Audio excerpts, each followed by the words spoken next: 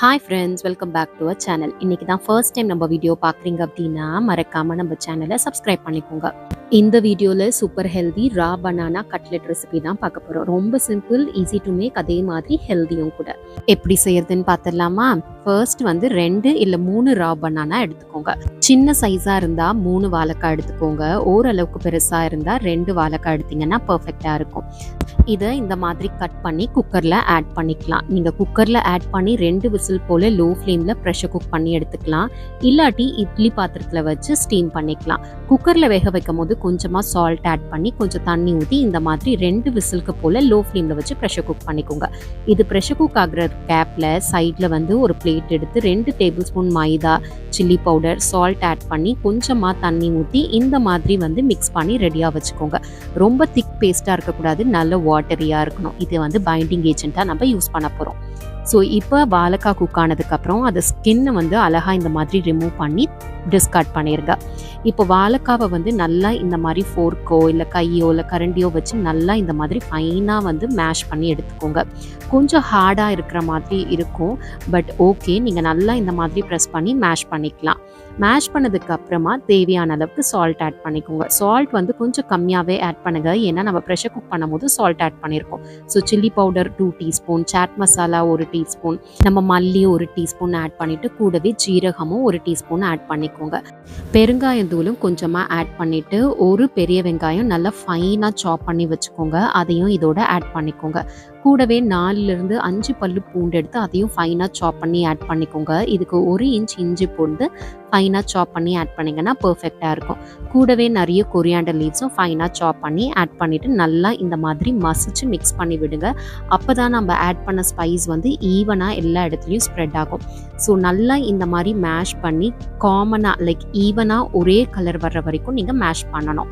So இந்த மாதிரி mash பண்ணி மிக்ஸ் பண்ணதுக்கப்புறம் குட்டி குட்டி பால்ஸாக வந்து நம்ம இது ஃபஸ்ட்டு எடுத்து பிடிச்சிக்கலாம். அதுக்கப்புறம் நம்ம 2 கையில் வச்சு நம்ம குலோப் ஜாமுன்கெல்லாம் ரோல் பண்ணுற மாதிரி ரோல் பண்ணிவிட்டு இந்த மாதிரி கட்லெட் ஷேப்பு கொண்டு வந்துருங்க.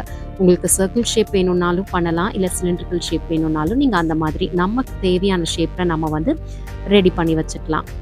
நம்ம நார்மலாக வெஜ் கட்லெட்டை கம்பேர் பண்ணும்போது இது வந்து நல்ல ட்ரையாக தான் இருக்கும். ஸோ எண்ணெய் ரொம்ப குடிக்காது, நம்ம ஈஸியாக ஃப்ரை பண்ணி அழகாக எடுத்துடலாம். ஸோ இந்த மாதிரி ஒன்று ஒன்றா எடுத்து ரெடியாக வச்சுக்கோங்க. ஸோ ஃபர்ஸ்ட் இந்த மாதிரி நீங்கள் ரெடி பண்ணி வச்சதுக்கப்புறமா நம்ம ஏற்கனவே மிக்ஸ் பண்ணி வச்சுருக்க இந்த மைதா மிக்சர் எடுத்துக்கோங்க. அதில் கொஞ்சமாக தண்ணி ஆட் பண்ணி நல்லா வாட்டரியாக இருக்க மாதிரி பார்த்துக்கோங்க. கூடவே பிரெட் க்ரம்ஸை வந்து இன்னொரு பிளேட்டில் ரெடி பண்ணி வச்சுக்கோங்க. ஸோ இப்போ ஒரு கட்லெட்டாக வந்து நம்ம எடுத்து இந்த லிக்விடில் வந்து டிப் பண்ணிக்க போகிறோம். ரொம்ப திக் லேயராக நீங்கள் வந்து இது பண்ணக்கூடாது. லைக் தின் லேயர் ஆஃப் மைதா மிக்சரை வந்து இதோட ஒரு லேயர் அப்ளை பண்ணிவிட்டு அதுக்கப்புறம் எடுத்து அது பிரெட் க்ரம்ஸில் நல்லா இந்த மாதிரி டிப் பண்ணி டஸ்ட் பண்ணி எடுத்துக்கோங்க. ஸோ ஃபர்ஸ்ட் வந்து உங்களுக்கு லைட்டாக இருக்கிற மாதிரி தான் இருக்கும், ஆனால் நீங்கள் டீப் ஃப்ரை பண்ணும்போது பர்ஃபெக்டாக இருக்கும். ஸோ இந்த மாதிரி ஒரு கட்லெட்டாக ரெடி பண்ணி வச்சுக்கோங்க. இந்த மாதிரி ரெடி பண்ணி வச்சதுக்கு அப்புறமா நம்ம எண்ணெய் ஊற்றி ஃப்ரை பண்ணி எடுத்துக்கலாம். ஸோ இந்த கட்லெட் பார்த்தீங்கன்னா இந்த ஸ்டேஜில் நீங்கள் ரெடி பண்ணிவிட்டு நீங்கள் ஃப்ரீஸ் பண்ணி உங்களுக்கு எப்போ வேணுமோ அப்போ கூட நீங்கள் டைரெக்டாக எடுத்து ஃப்ரை பண்ணிக்கலாம். நீங்கள் ஃப்ரீஸ் பண்ணிங்கன்னா 2-3 மந்த்ஸ் வரைக்கும் கூட நீங்கள் ஃப்ரீசரில் வச்சு லைக் இன்ஸ்டண்ட்டாக எப்போ வேணுமோ அப்போ எடுத்து ஃப்ரை பண்ணி பசங்களுக்கு கொடுத்துக்கலாம். நான் இன்னைக்கு பார்த்தீங்கன்னா டீப் ஃப்ரை தான் பண்ண போகிறேன். நீங்கள் டீப் ஃப்ரை வேண்டாம், ஆயிலியாக இருக்குது அப்படின்னா நீங்கள் டவா ஃப்ரை கூட பண்ணிக்கலாம். இந்த கட்லெட் வந்து நார்மல் கட்லெட், நம்ம வெஜ் கட்லெட் மாதிரி ரொம்ப எண்ணெய் குடிக்காது. ஸோ நீங்கள் டீப் ஃப்ரை பண்ணாலும் ரொம்ப ரிச்சாகவே சூப்பராக இருக்கும், ஆயிலியாக தெரியாது. ஸோ இந்த மாதிரி ஆயில் நல்லா சூடானதுக்கப்புறம் ஒரு கட்லெட்டாக அழகாக நீங்கள் எண்ணெயில் போட்டுருங்க. ஸோ ஒரு சைடு நல்லா கலர் கொஞ்சம் மாறின உடனே ஃப்ளிப் பண்ணி விட்டுருங்க. கண்டிப்பாக இது வந்து 2 to 3 மினிட்ஸ் ஈச் சைடு வந்து ஃப்ரை ஆகணும்.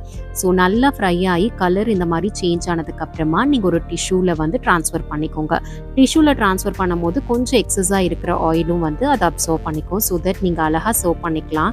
ரொம்ப க்ரன்ச்சியாக இருக்கும், வெளியில் இன்சைடில் வந்து ரொம்ப சாஃப்ட் அண்ட் டேஸ்டியாக இருக்கும். ஸ்பைசஸ் வந்து நீங்கள் கூடவோ குறைக்கவோ செஞ்சுக்கலாம். உங்களுக்கு ரொம்ப காரம் வேணும் அப்படின்னா நீங்கள் க்ரீன் சில்லியும் நீங்கள் ஃபைனாக சாப் பண்ணி இதோட ஆட் பண்ணிக்கலாம். நான் பசங்களுக்கு கொடுக்குறனால ஜென்ரலி ஸ்பைஸ் வந்து கம்மியாக தான் போடுவேன்.